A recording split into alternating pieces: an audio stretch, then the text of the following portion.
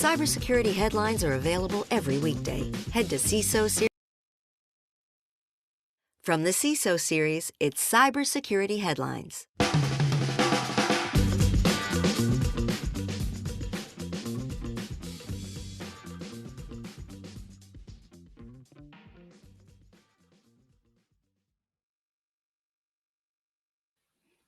Pegasus spyware confirmed on journalist phones. Federal agencies are failing to protect sensitive data, according to a Senate report, and ransomware operators recruiting insiders to breach corporate networks. These are some of the stories that my colleagues and I have been bringing to you this week on Cybersecurity Headlines. And now we get a chance for some insight, opinion, and definitely some expertise on these stories and more from our guest, Sandy Dunn, CISO at Blue Cross of Idaho. Sandy, welcome to the show. Great to have you here. Oh, hi, Rich. Great to be here. All right. And full disclosure here, these are Sandy's opinions that we're going to be talking about on the show, not those of our employer. We also want to give a big shout out to our sponsor, PlexTrack. We'll be hearing more from them later on in the show. And remember, you can join us on Crowdcast. We'll have a URL up in the corner if you want to be joining us on there to join in the conversation. We've got 20 minutes, so let's make the best of it. First up here, our first story of the day: remote print servers are gives anyone with Windows admin privileges a remote print server gives anyone Windows admin privileges on a PC. So a researcher has created a remote print server that allows any Windows user with limited privileges to gain complete control over a device by installing a print driver. This follows a zero-day Windows print spooler vulnerability known as Print Nightmare. Microsoft released a security update for this new one, but researchers figured out ways to bypass the patch. This new method effectively allows anyone, including threat actors, to get administrative privileges simply by installing the remote print driver. Not exactly a surprising story, I hear. I guess you've been seeing a lot of these print driver stories here, Sandy. Is this a major worry, concern from your perspective? Well, Rich, anytime if it's connected to the network, it's a viable attack vector for an attacker. So, and the fact that these IoT devices, and you think about it, printers were our first IoT devices connected to the network. The vulnerabilities in them have been around for a really long time. I just dug out an old book, a favorite, how to own a network, and that was written in 2003, 18 years ago. And in that story, it talks about a hacker actually using a printer to share files. So we've known about these devices. We've known that they are a liability on our network. Do a simple Google dork of printers in Google, and you find all of these exposed printers. I mean, it just is evidence of the problem that we know we should know better, but we're still seeing that people aren't locking down their systems and really patching them. Yeah, there's all sorts of Sturm and Drang about, when are we going to, solve IoT in the enterprise or something like that from a security perspective. We've had printers for 40 years or more and still have an issue with them. So we will see if that goes here. An interesting twist on this, but definitely not a new security concern from a lot of people's perspective. Our next story up here, Iran leaks hints at second-tier targets as next terror gateway. Sky News has exposed a trove of documents appearing to be from a branch of the Islamic Revolutionary Guard Corps intelligence group 13, catchy name.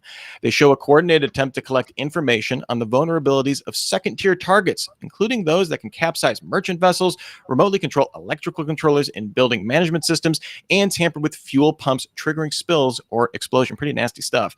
Experts say this may indicate a shift to target more easily exploitable sites. So, Sandy, my question to you is, what does this say about the vulnerability of soft targets? What can we do about this kind of stuff? Kind of a new threat service to be worried about for sure.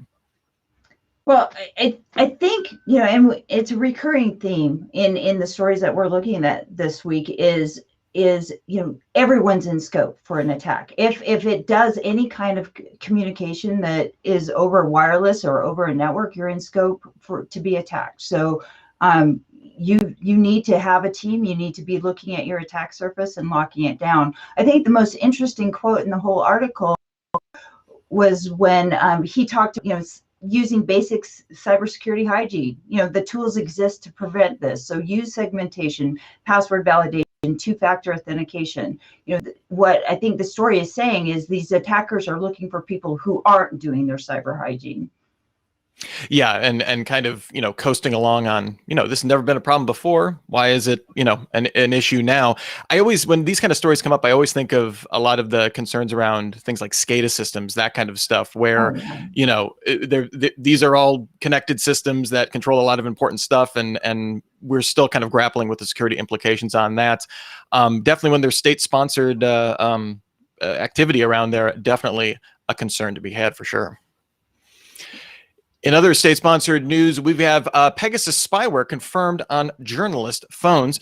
French intelligence investigators say Pegasus spyware has been found on the phones of 3 journalists, including a senior staff member at the country's international television station, France 24. This is significant because it's the first time an independent authority has corroborated the findings of Forbidden Stories, a Paris-based nonprofit media organization, and Amnesty International, who both had access to a list of numbers that were of interest to clients of the Israeli firm NSO Group, and then passed them on to subsequently to media partners.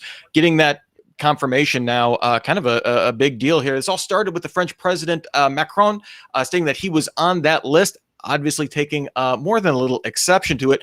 Not great, but does anything about this stand out as particularly troubling from your perspective, Sandy? Again, any of these type of tools, Pegasus, Fisher, any of these spyware tools, we're consistently seeing that we're being told that they're controlled, that they're only being used to prevent, cyber criminals, people who are doing drug trades, those kinds of things. And then the evidence is showing that that's not true, that these tools are being used to restrict people and to attack journalists and human rights violations. And I think that it's extremely troubling that we don't have a good mechanism in place to understand who's using these tools and why. And I don't have a great answer for it, but I definitely believe that it's evidence, at a national or at a global level, that we need to have some rules of engagement in place. Yeah, and it really goes against prevailing kind of security wisdom at this point, where we've seen basically every major tech company coming out with bug bounties, like less obscurity, more transparency with these kind of things. Whereas groups like NSO Group or other organizations like that thrive when it comes to, hey, let's stockpile all of these. That's what APTs have been doing for years, obviously, but stockpiling this and kind of weaponizing them to sell as a commercial product, I think is definitely problematic at the scale that they can very easily reach. Whether NSO Group even knows it, there's been speculation that they've been investigating internally, and now are receiving pressure from Israel to further mount that up as to if and who is abusing their tools. Absolutely, Rich. I mean, the quote that I thought was interesting from the one of the founders was that, he was quoted as saying, somebody has to do the dirty work. That doesn't sound like someone who's really being accountable and responsible for the tool that he's putting out into the world. He's justifying that, hey, yeah, somebody's got to clean up the garbage. So, I definitely raised concerns. And probably the most troubling thing about this whole story was the fact that one of the comptrollers reported that the NSO Group was not being ethical in selling their product over a year ago, and the Israeli government didn't start investigating until this story came out. So they're getting information. They're clearly not taking the abuse of this tool seriously. Also want to call out, some of these tools were used against Ron Farrow when he was doing an investigation against Harvey Weinstein. So if you have the money, you have access to these tools, and somebody has to be in the middle of making those ethical decisions. I mean, they're too dangerous. Well, speaking of in the middle, someone's in the middle of military ship locations because there's been a report that people are spoofing them. According to researchers, since August 2020, over 100 warships from at least 14 European countries, as well as Russia and the US, have had locations faked using the Automatic Identification System, or AIS. These fake locations were often in disputed or into territorial waters of another country and lasted for up to days at a time. Part of the problem is that AIS is an unencrypted system, with some in the security community now calling for adding digital signatures to each AIS transmission. Full disclosure, this is the plot of a Bond movie. Like this is not, this is entering into the realm of almost science fiction here. Definitely has the same kind of dangerous feeling, dystopian almost, that we've seen from deepfake kind of technology in terms of spoofing identity. Spoofing warships can be, certainly be equally as damaging, even more so. What should the military, NATO be doing to educate countries about this type of smokescreen, Sandy? Attacking communication. I mean, it goes clear back to World War I. I mean, the threat isn't new. If you're out, if you're doing stuff, if you're sending a signal, somebody's listening, somebody's trying to get in the middle of it, capturing metadata. They may not even be trying to stop or trying to prevent you from communicating. But if it's out there and people can see it, they're using it. To your point, Mark Goodman wrote about the same type of attack in his book, Future Crimes. So I think what we're seeing in stories, this week and almost every week is, hey, it's time to do something about this internet and all of this communication, and what are we doing to protect each other and our citizens and all of our families and things that we care about. All right, it's also time now to thank our sponsor, PlexTrack. We really appreciate their support of the show. PlexTrack is a powerful yet simple cybersecurity platform that centralizes all security assessments, pen test reports, audit findings, and vulnerabilities. PlexTrack transforms the risk management lifecycle, allowing security professionals to generate better reports faster, aggregate and visualize analytics, and collaborate on remediation in real time. Check out plextrack.com/CISO series to learn why PlexTrack is the perfect platform for CISOs. All right. Next story, near and dear to my heart, involves pneumatic tubes. We have to worry about them. They're a security surface now. Everything, cats and dogs lying together, et cetera, et cetera. A vulnerability called Pwned Piper is impacting the translogic pneumatic tube system, currently used in over 3,000 hospitals to move things like lab samples and medicine. An attacker on a hospital's internal network could effectively use the vulnerabilities to take over the entire tube network.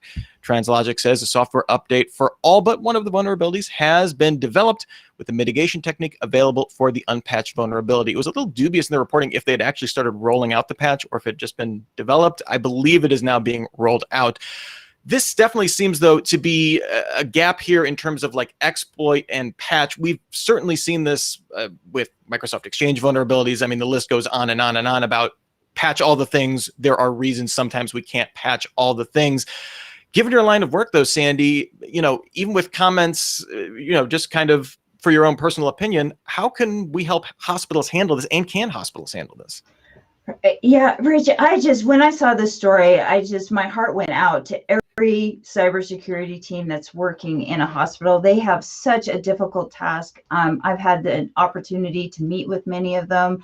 They typically have less people. They have a bigger attack surface. They have the most unique devices. It just raises visibility to just how difficult it is to secure a hospital environment. There's so much stuff that is vitally important. I'm sure somebody at the end of that pneumatic tube absolutely needs that information quickly, and how challenging it is to keep all of that stuff protected. Yeah, and it's one of those things where there's like a disconnect because it seems like it's the most analog way to like it seems like it's so physical, like so steampunky almost, to use pneumatic tubes. Like you don't think your bank pneumatic tube can get hacked, but any system with a controller. I mean, it almost goes back to the IoT example. We've certainly seen hospitals have issues with things like connected heart monitors. We've seen pacemakers, kind of be attack surfaces here. I almost think it's going to be like Battlestar Galactica after a while, where we're gonna say like we can hit these certain efficiencies if we network all the things, but the threat to the Cylon cyber attackers, we need to keep all these systems disconnected for that. It would be a shame if we can't do that, because there are like real health benefits to doing so, and that's obviously the continual challenge, and why it's not so easy as saying like a typical convenience versus security kind of mindset, I think. Absolutely. And, I'll say it again, the cybersecurity teams that walk into their hospital CEO and ask for budget, they're competing with all of the people asking for a new system or a new machine that, they have data that shows that saves human lives. It does something that, tangibly can improve humans' lives. And so, coming in as a cybersecurity professional, asking for a lot of money for potential issues it's a really difficult conversation. Next up here, federal agencies are failing to protect sensitive data, according to a new Senate report. Of 8 federal agencies audited for their cybersecurity programs, only the Department of Homeland Security showed improvements in 2020, according to a report from the Senate Homeland Security and Governmental Affairs Committee, released by the panel earlier this week. The report underscores the increased scrutiny of federal cybersecurity by lawmakers in the aftermath of the SolarWinds supply chain attack. It found that 7 of the 8 agencies reviewed still use legacy systems that no longer have security updates supported by their vendor, which can leave agencies vulnerable to foreign hacking, the report notes. The Biden administration has kind of been open about trying to tighten up security, or at least making a lot of noise about it publicly. Doesn't exactly get good grades, though, from this report initially. Sandy, just curious for your overall thoughts on, obviously what's going to be an ongoing story.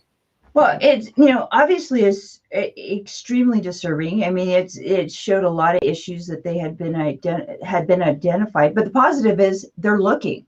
They're actually going out and doing due diligence and trying to determine whether or not people are making the grade and are implementing the right security controls in the right places and following their own published standards.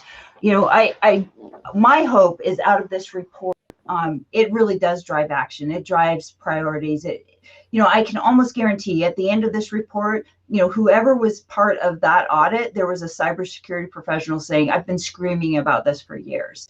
I couldn't get anyone to pay attention and care about this. And it's thankful that they were audited and now it has visibility. So I think it's positive. I think it's a step in the right direction, and I look forward to, seeing improvements. I mean, my data's in there. I want to make sure they protect it. Yeah, definitely. Next up here, spear phishing attackers increasingly targeting C-suite employees. According to a report from Barracuda, an average organization is targeted by over 700 social engineering attacks each year, and 77% of BEC attacks target employees outside of financial and executive roles, including personnel working in sales, project management, human resources, and administration. This is definitely different from regular spam. These C-suite, easy for me to say, spear phishing attacks show that middle and lower levels of organizations are now becoming easier targets, just easier to get to, probably with more access than ever. Is this a victory for cybersecurity in that hackers are being forced to go elsewhere from the top level, or simply an expansion of a winning model for cyber attackers? Oh, wow, that's a difficult question to answer.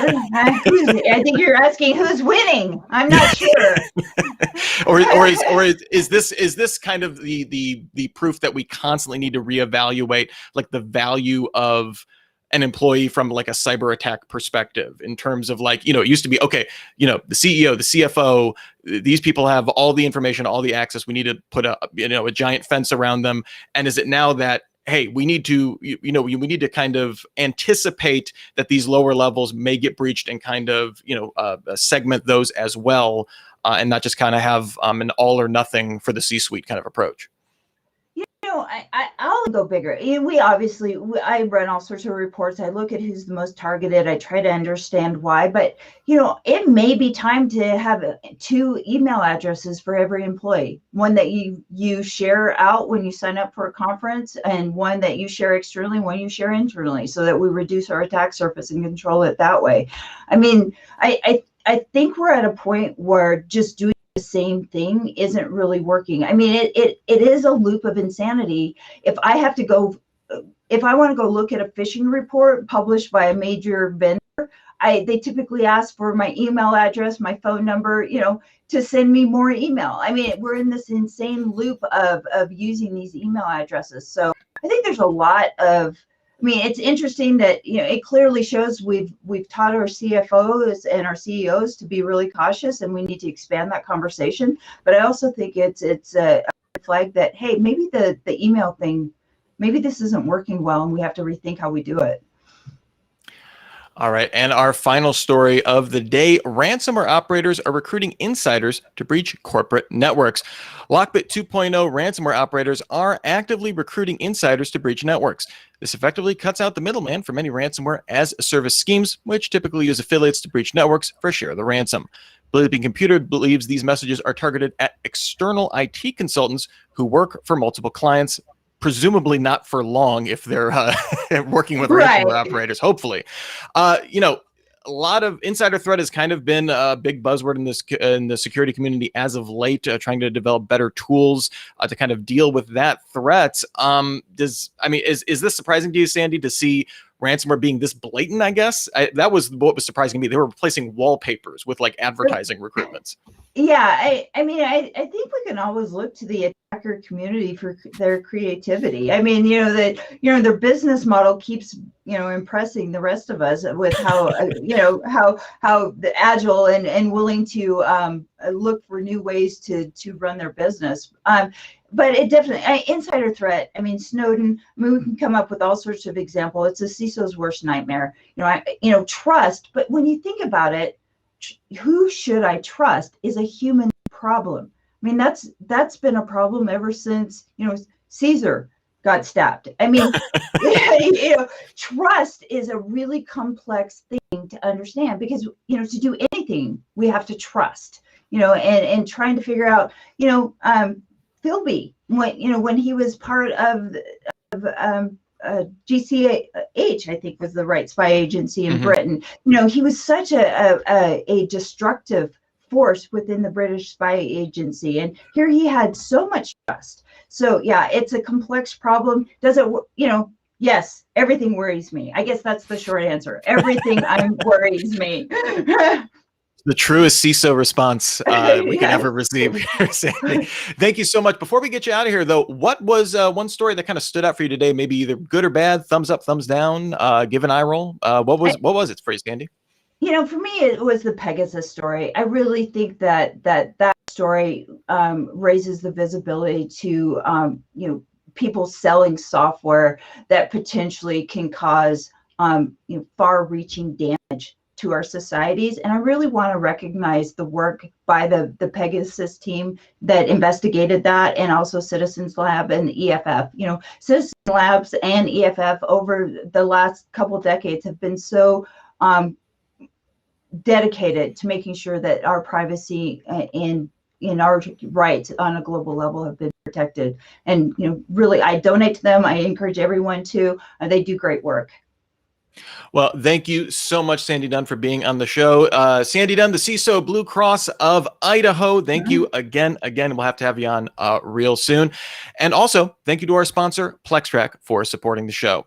Remember, Cybersecurity Headlines is available every day. If you got about 6 minutes, you can stay up to date on all the latest. And you can come back next week. We've got all sorts of great live video coming up. Next Friday, our video chat, Hacking Cloud Infrastructure, starts at 10 a.m. Pacific, 1 p.m. Eastern.